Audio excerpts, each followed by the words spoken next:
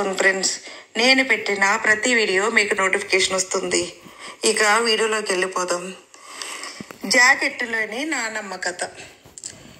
నానమ్మ, నీకు కూడా చిన్నప్పుడే పెళ్ళయిందా? నాన్న ఎప్పుడూ చెబుతూ ఉంటాడు, 8 మంది పిల్లల్ని కనిపించి ప్రయోజకులను చేసేవంట కదా, ఎప్పుడూ నీ ముఖంలో విసుగనేదే చూడలేదని చెప్పాడు డాడీ. ఇంతమందిని ఎలా కన్నావు నానమ్మ? నీకు కోపం రాదా ఎప్పుడు అంటూ చదువుతున్న పాఠం పక్కన పెట్టి నానమ్మ చెంతకు చేరింది చిట్టి తల్లి. ఇప్పుడు ఎందుకు చిట్టి తల్లి అవన్నీను? మీ అమ్మ వచ్చిందంటే అంతెత్తున లేస్తుంది. నువ్వు చదవడం మానేసి కబుర్లు చెబుతున్నావని పనిలో పనిగా నన్ను కూడా తిడుతుంది. నిన్ను గారాబం చేస్తున్నానని. సాయంత్రం పూజ కోసం పూలమాల కడుతున్నా నానమ్మ చిట్టి బుగ్గలను చేతిలోకి తీసుకుని అడిగింది. మరే మాకు పుత్తడి బొమ్మ పూర్ణమ్మ పాఠం ఉంది నానమ్మ. అందులో పూర్ణమ్మకి చిన్న వయసులోనే పెళ్లి చేసేస్తే ఆ ముసలి మొగుడితో ఉండలేక బావిలో దూకి చనిపోతుంది. నీకు కూడా ఎప్పుడైనా అలా చనిపోవాలని అనిపించిందా నానమ్మ అని చిట్టి అమాయకంగా అడిగింది. చిట్టి ప్రశ్నకు పూలమాలను పక్కన పెట్టి గలగలా నవ్వేసింది నానమ్మ. మా చిన్నప్పుడు అంటే నీ అంత వయసు ఉండగానే మా పెళ్ళిళ్ళు అయిపోయాయి. ఒకవేళ ఎవరికైనా పెళ్ళి కాకుండా మిగిలిపోతే అలాంటి వారికి అనిపిస్తుంది చనిపోవాలని. నాకెందుకు? మీ తాత 6 అడుగుల అందగాడు, అచ్చం సినిమా యాక్టర్ హరిబాబులా ఉంటాడు. మీ తాతని చూసి నాకు పట్టిన అదృష్టం చూసి స్నేహితురాళ్ళు ఎంతమంది కుళ్ళుకున్నారో. భర్తను తలుచుకుని మురిసిపోయింది నానమ్మ. చిట్టి తల్లి ఏమీ అర్థం కానట్టు ఆమెని అలా చూస్తూ ఉండిపోయింది.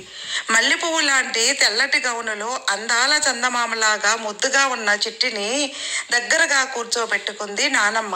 గోడ మీద ఉన్న తన తల్లి ఫోటోని చూపిస్తూ, అదిగో అటు ఇటు మీ జేజమ్మ ఉన్నాడే, ఆవిడకు కూడా నాకన్నా చిన్న వయసులోనే పెళ్ళి అయిపోయింది. ఆమెకి 12 మంది సంతానం. వారిలో చిట్ట చివరి దాన్ని నేను. అప్పట్లో ఎంతమంది సంతానం ఉంటే అంత ఆస్తిగా భావించేవారు. పిల్లల్ని దేవుడిచ్చిన వరంగా భావించేవారు. ఇప్పటిలా ఆడపిల్ల పుట్టిందని పురుట్లోనే చంపేసుకునేవారు కాదు కదా. అలా తన తల్లిని గుర్తు చేసుకుంటూ చెప్పింది నానమ్మ. ఆమె మాటలను చిట్టి శ్రద్ధగా వింటోంది. మీ అమ్మకి కూడా 18 ఏళ్లకే మీ నాన్నని ఇచ్చి పెళ్లి చేసేసాము. సొంత అన్న కూతురు కాబట్టి అది నా దగ్గర గారాలు పోతూ హాయిగా బతికేస్తోంది. గొప్పలు పోయింది నానమ్మ. అంటే నానమ్మ, జేజమ్మకి 9 ఏళ్లకి పెళ్ళయింది, నీకు 12 ఏళ్లకి, అమ్మకి 18 ఏళ్లకి. కాలంతో పాటు మారుతూ వస్తోంది కదా నానమ్మ. మరి అక్కని చదువుకోనివ్వకుండా 20 సంవత్సరాలు దాటిపోతోంది. పెళ్ళి వెయ్యవేంట్రా అని నానమ్మని ఎందుకు ఎప్పుడు తిడుతూ ఉంటావు? పాపం అక్క నాన్న దగ్గరికి వచ్చి ఏడుస్తోంది. ఇంకా చదువుకోవాలని ఉందని, తను పెద్ద ఆఫీసర్ అవ్వాలని, తనకు నచ్చినట్టు బతుకుతానని ఏడుస్తోంది. చిట్టి తల వంచుకు చెబుతోంది.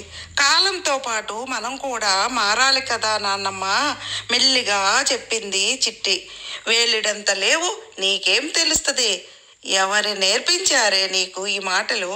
ఆడపిల్ల ఉద్యోగాలు అవి చేసి మగవాళ్ళ మధ్య తిరుగుతూ ఉద్ధరించే అవసరం లేదు మనకు. తిండికి లోట, బట్టకి లోట మనకి. ఈ పిల్లతో మాట్లాడే ఇక అవసరం లేనట్టు లేవబోయింది నానమ్మ. నానమ్మ జేజమ్మ ఎందుకు జాకెట్ వేసుకోదు? ఆమె ఫోటోలు అన్నిట్లో చీరతో మాత్రమే ఉంటుంది.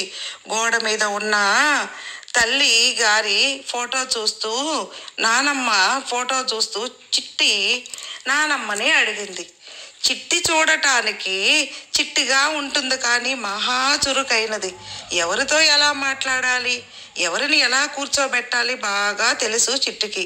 చిట్టి అడిగిన ప్రశ్నకి నానమ్మకి మళ్ళీ ఈ పిల్లకి తన తల్లిగారి గొప్పతనం చెప్పేయాలని కోరిక కలిగి చిట్టి తల మీద ప్రేమగా నిమురుతూ ఆమె పక్కన కూర్చుంది. మా అమ్మగారు కాదే, అప్పట్లో చాలా మంది ఆడవాళ్ళు జాకెట్ వేసుకునేవారు కాదు. వారికి అదే అలవాటేమో. నిజానికి జాకెట్ వేసుకోకపోవడం వల్ల జబ్బలకి, వీపుకి, పొట్టకు మంచి ఎండ తగిలి రోగాలు రాకుండా ఉంటాయి.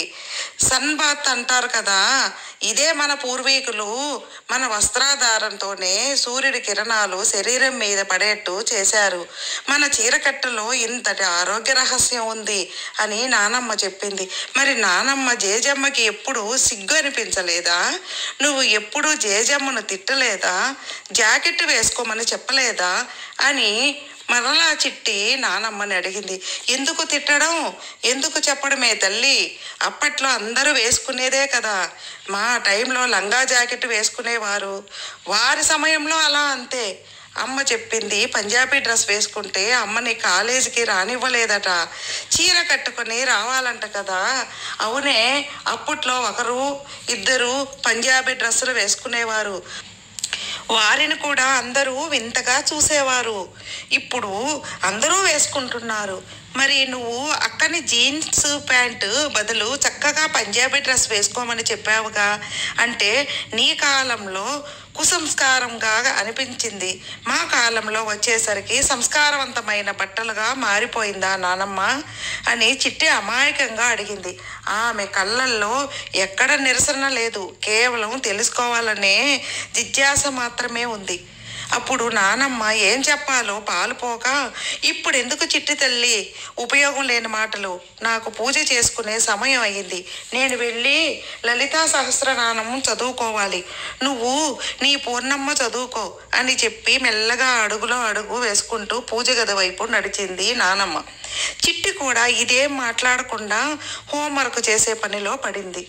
విద్యులు అంతే, తెగేదాకా లాగరు. ఏ విషయం ఏ సమయంలో చెప్పాలో ఆ సమయంలోనే చెప్తారు. వారు చెప్పే మాటలు అవతల వారి హృదయాలను తప్పక తాకుతాయి. ఆ సమయం కోసం ఎదురు చూస్తూ ఉంటారు. ఆ సమయం రానే వచ్చింది. నానమ్మ ఆరు బయట వెన్నెల్లో నులక మంచం మీద కూర్చుని ఏదో ఆలోచిస్తోంది. మధ్య మధ్యలో కాళ్ళు ఒత్తుకుంటూ ఉంది. పాపం పెద్దావిడ ఎప్పటి నుండి బాధపడుతుందో. ఆమె ఆకుపచ్చని నేత చీర చెంగు తడిచిపోతోంది.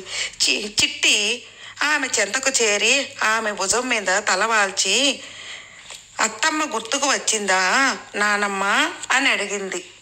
అవునమ్మా, దానికి పండు వెన్నెల అంటే చాలా ఇష్టం. ఈ వెన్నెల్లో కూర్చుని ఎప్పుడూ ఏవో కవితలని చెప్పుకుంటూ ఉండేది. దుఃఖంలో బొంగురుపోయిన గొంతుతో బాధగా చెప్పింది నానమ్మ. నానమ్మ కూతురు రాధ. ఆమె 8 మంది పిల్లలతో చిట్ట చివరిది. చదువన్న పుస్తకాలన్నా కథలన్నా కవితలన్నా ఎంతో మక్కువ. ఆమె 10వ తరగతిలో ఉండగానే నానమ్మ భర్తకి అనారోగ్యం చేయడంతో తొందరగా చిన్న వయసులోనే పెళ్లి చేసి బాధ్యత తీర్చేసుకున్నారు. పెళ్ళంటే ఏంటో కూడా తెలియని పిల్లకి ముక్కు మొహం తెలియని ఒక వ్యక్తికి బంధం వేసేశారు. అమ్మ నాన్న చెప్పారని రాధ తల వంచి తాళి కట్టించుకుంది. పెళ్ళైన కొన్నాళ్ళకే మొగుడు నిజస్వరూపం బయటపడింది. అతడిని లేని అలవాటు అంటూ లేదు, ఆధారిస్తాడు అనుకున్న అత్తామామలు కూడా కాలం చేసేశారు. అతడు పెట్టే చిత్రహింసలు మౌనంగా భరించింది. వ్యసనాల కోసం భర్త చేసే అప్పుల బాధ పెరిగిపోయింది. పుట్టింటి వారిని అడుగుదామనుకుంటే చావు బ్రతుకుల్లో ఉన్న నాన్నగారిని చూసుకోవడానికి అన్నదమ్ములు ఇబ్బందులు పడుతున్నారు. తన సమస్య చెప్పి వారిని ఇంకా ఇబ్బంది పెట్టాలని అనుకోలేదేమో. తన సమస్యను తానే పరిష్కారం చెప్పేసుకుంది. తన ముక్కు పచ్చలారని జీవితాన్ని అంతం చేసుకుని చెరువులో శవంగా తేలింది. ఏడవద్దు నానమ్మ, నువ్వు ఏడుస్తుంటే నాకు ఏడుపు వస్తుంది అని చిట్టి తల్లి నానమ్మ చుట్టూ చేతులు వేసి పక్కన కూర్చొని ప్రేమగా చెప్పింది. ఆ చిన్నదాని అభిమానం చూసి నానమ్మకు ప్రేమ పొంగుకు వచ్చింది. చిట్టి తల మీద చిన్నగా ముద్దు పెట్టుకుంది. నానమ్మ రాధత్త ఇంకా బోల్డంత జీవితం చూడకుండానే చనిపోయింది కదా. అవునమ్మా, అది చెడ్డ పిరికిది. చిన్నప్పటి నుండి అంతే. ఏ చిన్న బాధ కలిగినా తనలో తానే బాధపడేది కానీ మాకు ఎవరికీ చెప్పేది కాదు.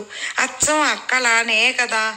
అక్కవన్నీ రాధత్త పోలికలంటూ ఉంటారు కదా.